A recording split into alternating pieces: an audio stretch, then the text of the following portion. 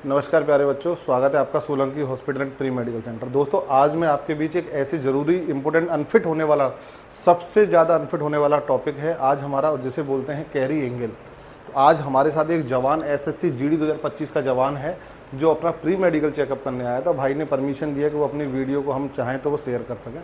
तो इस बच्चे के माध्यम से आज मैं अपने जो बच्चे मेरे जो चैनल्स के माध्यम से जुड़े हुए हैं वो सभी चैनल को सब्सक्राइब कर लें और वीडियो को ज़्यादा से ज़्यादा शेयर करें, जिससे ज़रूरतमंद लोगों की हेल्प हो सके। इस तरह की वीडियो अब आने वाली है, ये सिलसिला हमने जारी कर दिया है।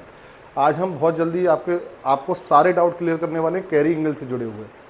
तो दोस्तों, इस बच्चे से हम आपको आज सारी चीज़ें क्लियर करेंगे। कैरी एंगल क्या होता है, क्या इसकी बेहतर इसको ठीक करने की एक्सरसाइज है और ये कितने दिनों में हम इसको ठीक कर सकते हैं। तो आइए दोस्तों, सबसे पहले हम जानेंगे कि इस बच्चे को कैरी एंगल है या नहीं है। देखिए, कैरी एंगल देखने के लिए क्या करते हैं कि जो ये हमारा जैसे आर्म है दोस्तों, ऐसे समझिए ये हमारी आर्म है, ये हमारी फोर आर्म है। तो क्या होता है कि ये इसको बहुत इजी भाषा में मैं आपको समझाऊं कि जो ये भुजा होती है हमारी, आप देख रहे होंगे इसकी जो लेंथ है ये इस तरह से होती है सीधी। ये देखिए ऐसे सीधी होती है, ह्यूमरस जिसे बोलते हैं अपनी, ये एकदम सीधी होती है। इसके बाद जो फोर आर्म होती है इसमें एक एंगल आ रहा होता है, ये इस तरह से होती है। तो जो ये आ रही है सीधे, ये आ रही है ऐसे, तो ये इन दोनों के बीच का जो गैप होता है इसे बोला जाता है कैरी एंगल। साफ भाषा में समझा रहा हूं मैं आपको कि जो आर्म प्लस फोर आर्म अपनी अपनी एक एक्सिस पे होती हैं, उस एक्सिस के जो बीच का डिफरेंस होता है उसे बोला जाता है कैरी एंगल। अब आप कहोगे, आपका अगला सवाल जो आने वाला है बच्चों कि सर आपने ये तो बता दिया कि ये भाई का हाथ है जो कैरी एंगल है, आप देख भी पा रहे होंगे पूरा तरह से हाथ झूला पड़ा है। तो अब आपका अगला सवाल आने वाला है कि दोस्तों कि सर ये आपने कैरी एंगल बता दिया, लेकिन इसको मेज़र कैसे करेंगे। तो देखिए, मैं आपको बता देता हूँ, एक हमारे पास गोनियोमीटर है। इस गोनियोमीटर की हेल्प से मैं आपको बताऊँगा कि इस भाई के कितना एंगल है, और फिर हम आगे की चीज़ों पर जाएंगे कि इस एंगल को कैसे दूर करेंगे। तो देखिए क्या होता है, सिंपल गोनियोमीटर लेंगे और गोनियोमीटर को पकड़ने और लगाने का तरीका हर किसी को नहीं आता। आपको मैं दोनों चीज़ें दिखाऊंगा कि इसको गलत लगाने से कैसे गलत एंगल को देखा जाता है और सही लगाने से कैसे इसका एग्जैक्टली सही एंगल आएगा। देखिए, जो अधिकतर जो लोग होते हैं वो क्या करते हैं कि सिर्फ एंगल को देखने का एक ही उन्होंने तरीका बना रखा है। वो सिर्फ हाथ पकड़ेंगे ऐसे और ऐसे मिलाएंगे और बोलेंगे इसको कोहनी टच हो रही है तो बोल देते हैं कैरी एंगल है। लेकिन दोस्तों, ऐसा कुछ नहीं है। कैरी एंगल को चेक किया जाता है। मैंने ऐसे बहुत सारे बच्चे देखे हैं जो ये टच होने के बाद भी उनका एंगल नॉर्मल था। क्या होता है इसके कारण, देखो मैं आपको बताता हूँ, आप खुद से अपने घर ट्राई करना। कोई बच्चा है, जैसे ये भाई है हमारा, दुबला पतला है, आप अपने किसी घर में देखना दुबले पतले भाई को, अगर वो ऊपर से चेस्ट उसका दुबला पतला है तो वो जब भी हाथ मिलाएगा तो उसका एंगल टच हो जाएगा, उसकी कोहनियाँ टच हो जाएंगी।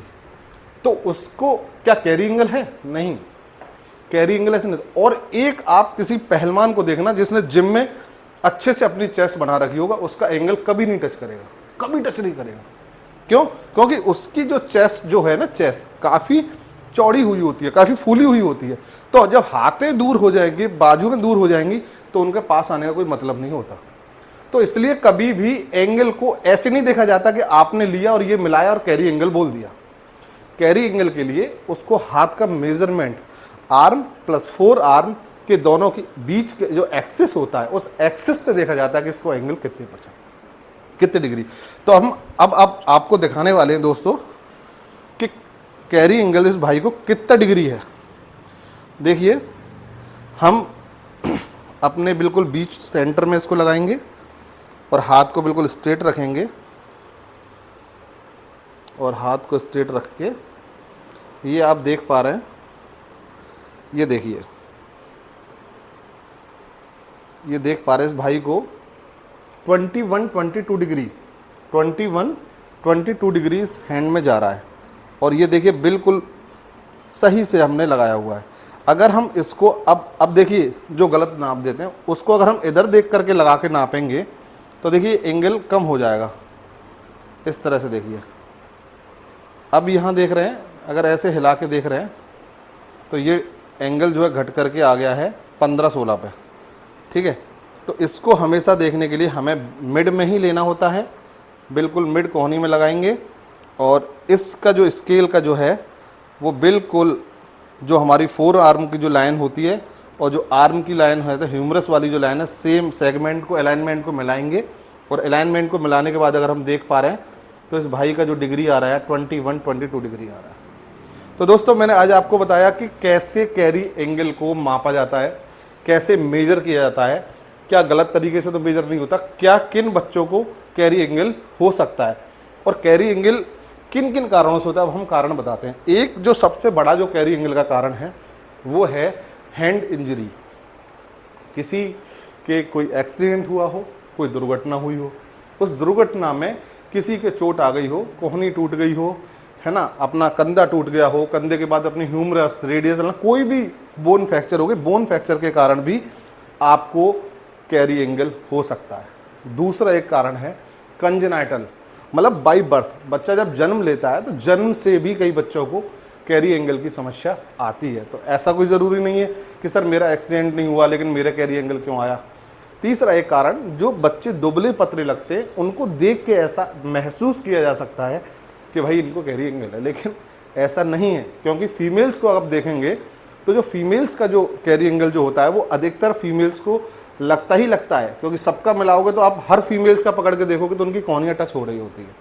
तो भाई ऐसा कोई ज़रूरी नहीं है कि कैरी एंगल होता है। लेकिन जो आर्म फोर्स के रिगार्डिंग अगर हम देख के चले, आर्म फोर्स की गाइडलाइन से देख के चलें, तो मैं मानता हूँ 5 to 15 बोलते हैं, लेकिन आर्म फोर्स में 10 to 15 प्लस 2 डिग्री एक्स्ट्रा, मतलब 17 डिग्री तक भी एक्सेप्टेबल हो जाता है। दूसरी चीज़, वही फीमेल्स की बात करें हम तो फीमेल्स का 15 to 20 डिग्री, लेकिन 20 डिग्री एक्सेप्टेबल है, लेकिन कोई एक्सीडेंट, कोई ट्रोमा या कोई ऐसी हिस्ट्री ना रही हो तो आपका 15 to 20 डिग्री तक फीमेल्स के लिए अलाउ हो जाता है।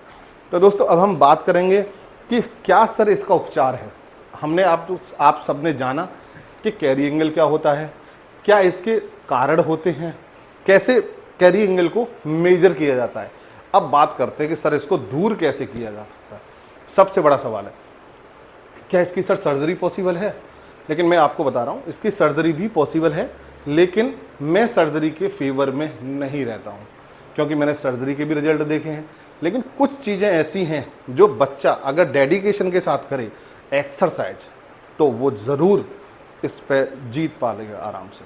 क्योंकि इसके लिए जो मेजर है ना, जो हम देख रहे हैं कि जो एंगल है ना, एंगल, तो ये एंगल को मेन इसके जस्ट अपोजिट काम कराना है। जैसे हाथ जो आ रहा है, कोहनी ऐसे जा रही है, ये हैंड जो है बाहर की तरफ, ये बाहरी की तरफ जा रहा है और ये जो हिस्सा अंदर की तरफ आ रहा है। अपने को जस्ट अपोजिट काम करना है। एक ऐसी एक्सरसाइज बताऊंगा, लेकिन उसे थोड़ा सा सावधानी के साथ करने की ज़रूरत है, एक्सपीरियंस किसी साथी के साथ करने की ज़रूरत है, उसका बहुत अच्छा रिजल्ट है। देखिए हम एक एक्सरसाइज बताने वाले हैं।